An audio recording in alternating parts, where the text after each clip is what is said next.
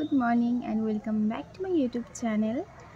So এখন বাজে প্রায় 10:30 আর আজকে উঠতে একটু লেট হয়ে গিয়েছে। তো 10:30 বাজে আর আমি আমার মর্নিং ড্রিঙ্ক নিচ্ছি। তো এটা ফিনিশ করব, দেন তারপরে যাব ব্রেকফাস্ট বানাতে। আর আমি তো ইন্টারমিডিয়েট ফাস্টিং করছি, তাই আমার তো ব্রেকফাস্ট এখন নয়, একটু পরে। তো হাজব্যান্ডের জন্য ব্রেকফাস্ট বানাবো। আজকে ব্রেকফাস্টে বানাবো ভাবছি পুরি আর আলুর দম। তো এটা ফিনিশ করি, তারপরে যাব ব্রেকফাস্ট বানাতে।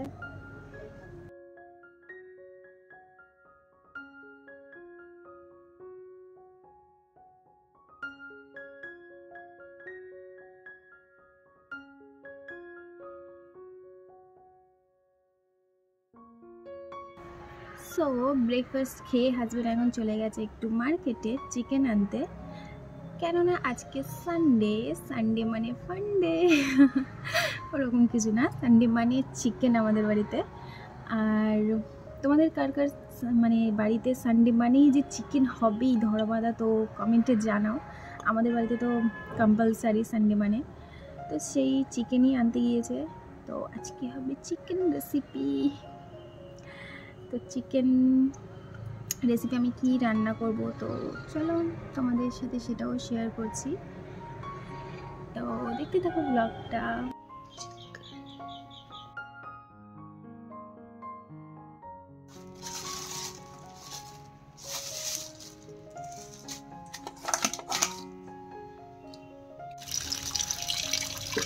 চিকেনটা আমি ভালোভাবে পরিষ্কার করে ধুয়ে নিয়েছি, আর আজকে চিকেনের সাথে কলিজা একটু বেশিই দিয়েছিল, তো ওই জন্য ভাবলাম এগুলো চিকেনের সাথে রান্না না করে আলাদাভাবে এগুলোকে ফ্রাই করে নেব।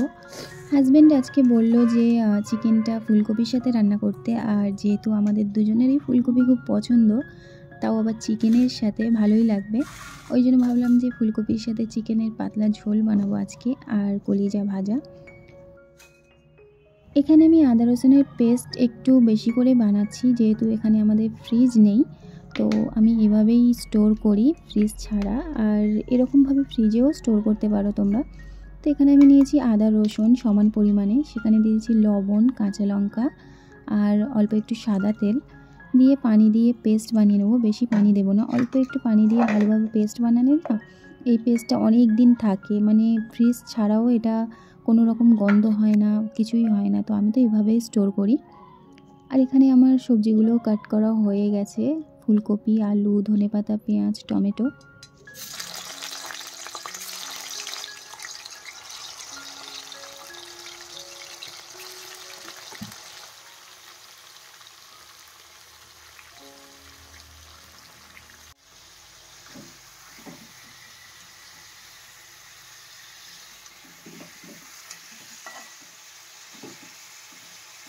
চিকেনটা আমি হালকা লবণ আর হলুদ মাখিয়ে রেখেছিলাম, তো সেটা আমি ফ্রাই করে নিচ্ছি।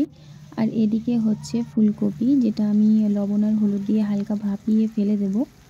এখানে দেখো চিকেনটা ফ্রাই করা হয়ে গেছে, 70% মতো ফ্রাই করেছি। ফুল ফ্রাই করলে এটা একটু শক্ত হয়ে যায়, তো ফ্রাই করে নিয়েছি। এখানে কাঁচা গন্ধও চলে গেছে। এবার আমি এখানে দিয়ে দিচ্ছি পেঁয়াজগুলো। তো পেঁয়াজ দিয়ে ভালোভাবে এটা কষাতে হবে।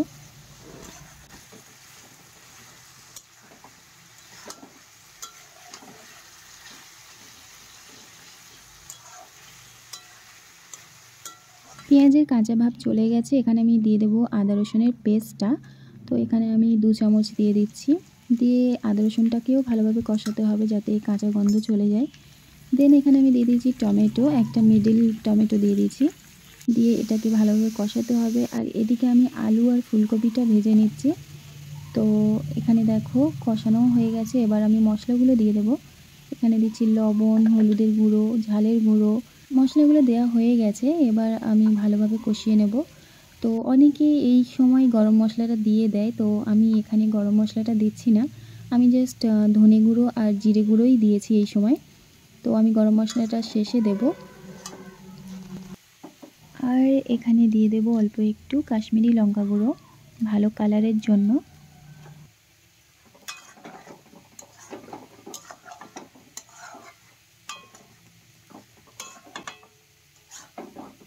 তো দেখো ভালোভাবে আমি মশলাগুলো কষিয়ে নিয়েছি। তো এরপরে আমি দিয়ে দিচ্ছি ভাজা আলুগুলো।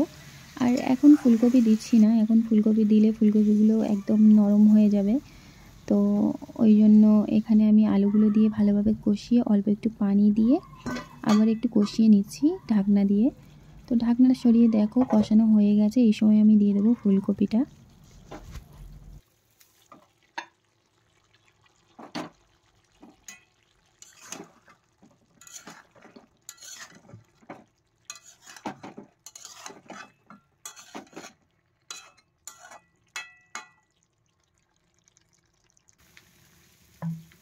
ফুলকপিটা দেওয়ার পরে এখানে আমি পরিমাণ মতো পানি দিয়ে দিচ্ছি, যাতে আলু আর ফুলকপিটা সিদ্ধ হয়ে যায় ভালোভাবে, সেই পরিমাণ মতো।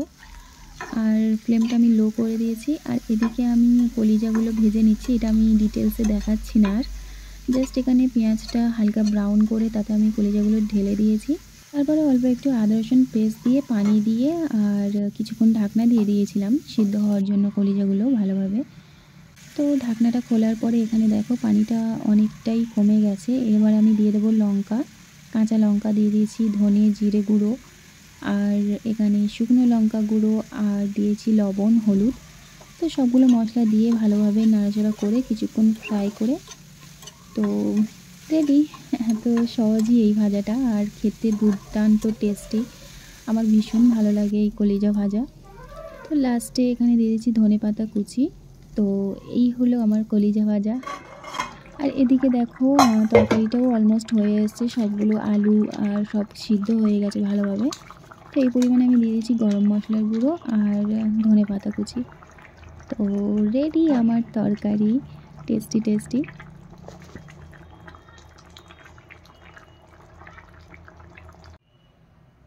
এই যে আমি ভাত আর স্যালাড নিয়ে নিয়েছি, আর এখানে আমার কলিজা ভাজি।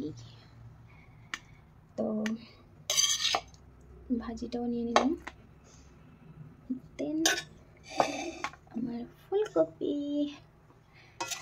তো আমার না ফুলকপি এত পছন্দ, যে কোনো জিনিসের সাথে দিলে আমি খেয়ে নিতে পারবো।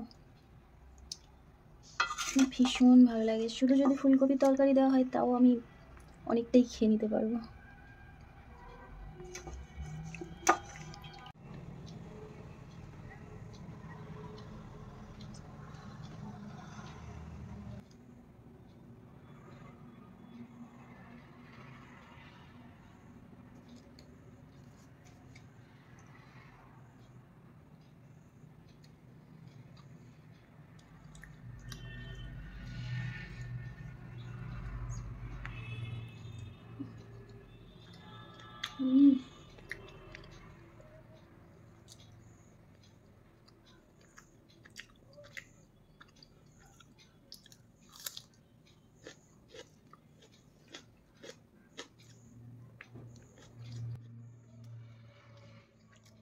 এই ছিল আজকে আমার ছোট্ট ব্লগ। আই হোপ তোমরা এনজয় করেছো।